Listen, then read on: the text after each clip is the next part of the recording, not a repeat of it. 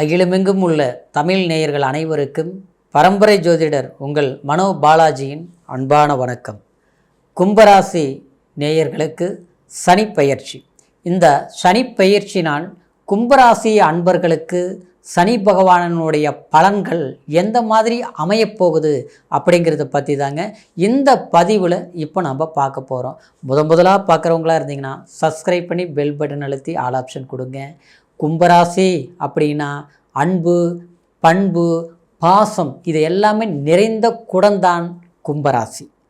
அதே மாதிரி இந்த கும்பராசியில் பிறந்தவங்க மற்றவங்களுடைய உதவி, அன்பு, அடுத்தவங்க கிட்ட எது நம்ம எதிர்பார்த்து நமக்கு வேணும்ன்ட்டு ஒருத்தர்கிட்ட பழக மாட்டீங்க.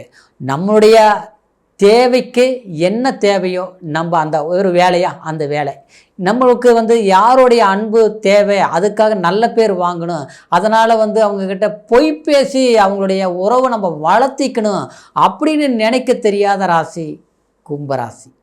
ஆனால் கடுமையான உழைப்பு, விடாமுயற்சி, தன்னம்பிக்கை இதெல்லாமே கும்பராசிக்கு தான் ரொம்ப சொந்தம்னு சொல்லாங்க.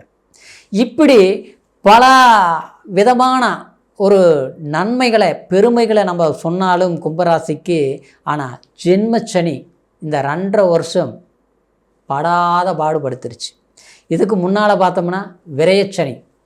இந்த 5 வருஷமும் பார்த்தோம்னா நம்மளுடைய வாழ்க்கையில் சம்பாரிச்சதை விட செலவு பண்ணினது ஜாஸ்தி, சந்தோஷமாக இருந்ததை விட மன கஷ்டப்பட்டது ஜாஸ்தி.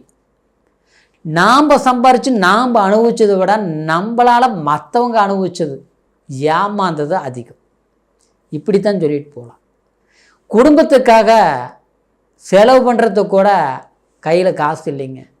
ஏன்னா அடுத்தவங்க கஷ்டம் பாவம்னு பரிதாபப்பட்டு கொடுத்து இன்றைக்கி நான் ஏமாலையாகி உட்கார்ந்துருக்கிறேன் அப்படின்னு சொல்கிறதும் கும்பராசி தாங்க. இப்படி எல்லாமே இந்த 5 வருஷ காலமாக கஷ்டப்பட்டு இருந்தாலும் இந்த 2.5 வருஷம் உடல் ஆரோக்கியமே சரியில்லாமல் போச்சு. ஒன்று போனால் ஒன்று பிரச்சனை, தனக்கு பிரச்சனைன்னு சொல்லிட்டு மருத்துவ செலவு பண்ணணும்னா அடுத்தது பார்த்தா வீட்டில் இருக்கிற யாருக்காவது ஒருத்தருக்கு உடம்பு சரியில்லை, அவங்களுக்கு பார்த்தா இன்னொருத்தருக்கு சரியில்லை. அதுக்கப்புறம் பார்த்தோம்னா அடுத்தவங்க ஏதாவது ஒரு வழியில் உதவிங்கிற பேரில் நாம் செஞ்சாலும் ஊதிரியமாக இன்றைக்கி வரைக்கும் வாங்காத கடனுக்கு வட்டி கட்டிகிட்டு இருக்கிறோம், கடன் கட்டிகிட்டு இருக்கிறோம். இந்த மாதிரி ஒரு சூழ்நிலையாக போயிட்டுருக்குது கும்பராசி. இதெல்லாமே எப்பப்போ கடவுளே நமக்கு ஒரு நிமோசனை ஆகும், நம்மளுடைய நேர காலம் எப்போ தான் மாறும் அப்படின்னு எதிர்பார்த்துட்டு இருக்கிறதும் கும்பராசி. கண்டிப்பாக கும்பராசி அன்பர்களே, உங்களுக்கு சனி பெயர்ச்சி ஜென்மச்சனி விடுதலையாக போகும்.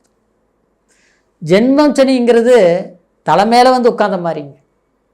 எது செய்யலாம்னாலும் செய்ய முடிய மாட்டேங்குது, ஒரு இடத்துக்கு போகலாம்னாலும் போக முடிய மாட்டேங்குது, ஒரு நல்ல வேலையில் இருந்தாலும் அந்த வேலையில் அடுத்தவங்களால பிரச்சனை வருது, உண்மையாக இருந்தாலும் அடுத்தவங்க பொய்யாக பேசுகிறான், தப்பாக பண்ணுறாங்க, அவங்களுக்கு கிடைக்கிறது நல்ல பேர்.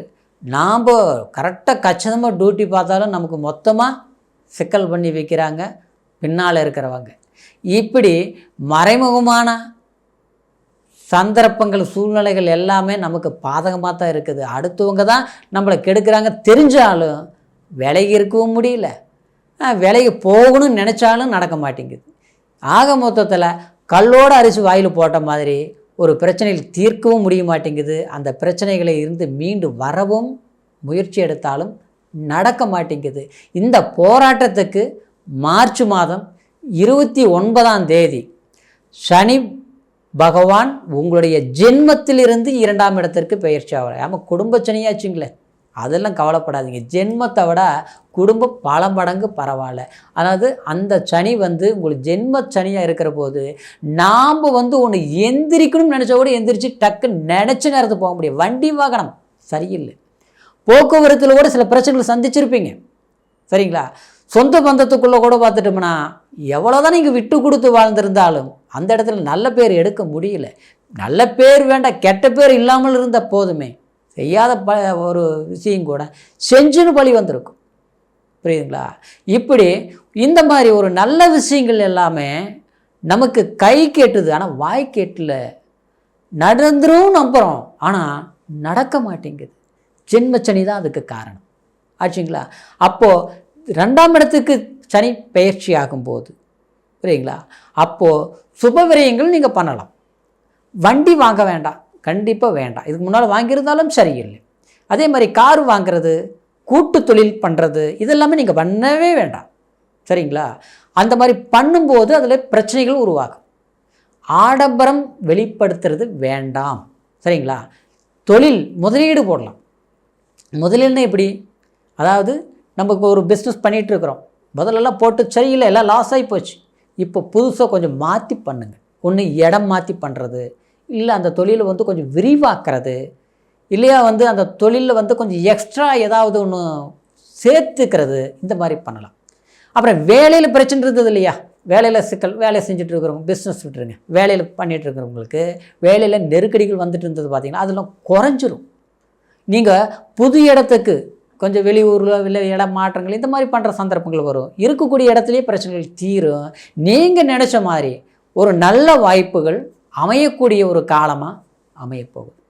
அப்புறம் இப்போ இந்த 2ஆம் இடத்துக்கு சனி, வாக்கு பேச்சில் மட்டும் கொஞ்சம் கவனமாக இருக்கணும். சரிங்களா? வார்த்தைகள் வாக்கு கொடுக்கறது கொஞ்சம் யோசித்து கொடுக்கணும்.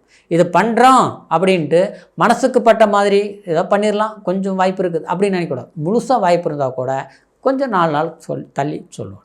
இந்த மாதிரி பண்ணணும். அப்புறம் கூட்டும் ஆகாது.